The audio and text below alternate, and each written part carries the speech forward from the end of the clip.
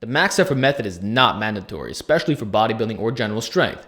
But when trainers say that working up to a 1 rep max is ego lifting, it leads to injuries and only test strength, that's where I have to step in because it's factually incorrect. And for anyone who wants to maximize their gains, I believe it's a smart idea to include this time-tested strategy. First of all, read the book Science and Practice of Strength Training. In there, you'll see the max effort method being described. It's the greatest way of developing intramuscular and intermuscular coordination, leads to a reduction of CNS inhibition, teaches you how to strain under heavy loads, tests your weaknesses. So if muscle groups are giving out, you know what needs to be addressed thereon. Also makes you better at maxing out while developing the greatest amount of absolute strength, because there's nothing superior to going at 100%.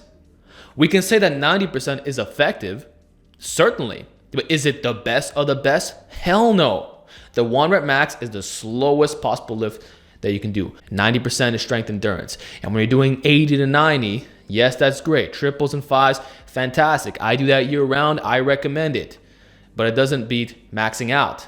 So if you're trying to maximize your strength gains, if you're a strength athlete of any type, it will be smart to use this method, because that's what it is, a method, not a gym bro strategy. It's something that real athletes all over the world have been using for decades and will continue to do so because it's damn effective. And there are many amazing programs that use this method year round. I would say the conjugate system being the textbook example. And no, it's not just great for powerlifting, okay? Because that's another misconception, but I digress. Now on the point of ego lifting, because I'm gonna hear guys saying this, right? That's only true if you go beyond 100%. So let's say you max out on the bench, you get 295, and it was really difficult, RPE 9. And you're like, okay, I can go for one more PR. Let's go for 315 because I want to see those 3 wheels, right? That's ego lifting because it's a 20-pound jump. You know you're not able to do that.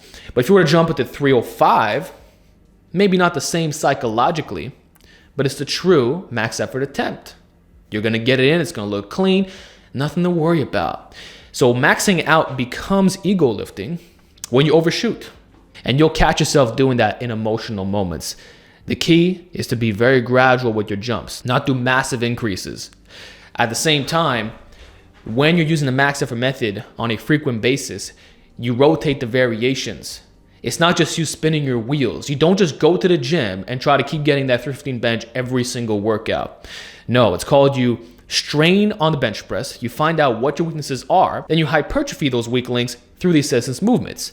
Then you rotate the variation again next week, max on a different style. This is how you cut out ego lifting. So if you do a floor press, week 1, week 2 can be a floor press with chains. Then week 3 could be a close grip bench. Then week 4 could be a close grip bench with chains, or even an incline press of some type. You rotate the variations to not only prevent overuse, but also to eliminate ego lifting completely. You're not getting emotionally attached to the competition lift. And of course, you're actually building strength in this way. You're testing strength if all you do is the 1 rep max on one style.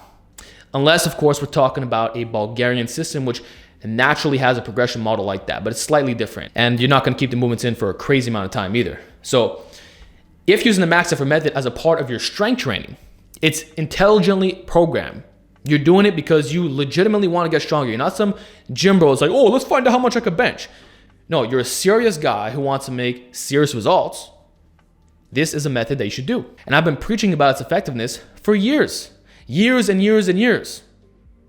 You don't see me getting snapped up. You don't see my strength going all the way down unless I'm a lazy motherfucker while not addressing my weaknesses and doing other things like cutting. So you will continue to get better if you use the max effort method. Now, there's one final thing that guys talk about. Injuries, right? You want to know what gets you hurt? Doing 10 rep maxes on a conventional deadlift. That's how you snap your lower back. As you start getting more fatigued, form breakdown occurs. That's where the tweaks occur. Not one repetition where you strain until the rep's done. And if you happen to fail, guess what? It's instant. If you fail on a bench press, you bring it to the chest, you press up a little bit, it moves like 3 inches, you can't budge it any further, it's just gonna go down on the pins, you're done. That's all there is to it. You're not gonna tear a pec by failing a max effort attempt. That is not how the fuck it works. Especially if you're not ego lifting, you're doing appropriate jumps. I suppose you can get snapped up if you make a massive jump. So let's say your 1 rep max bench is 315 and you go into 350 well then maybe we can talk about increasing the risk of tearing a pec.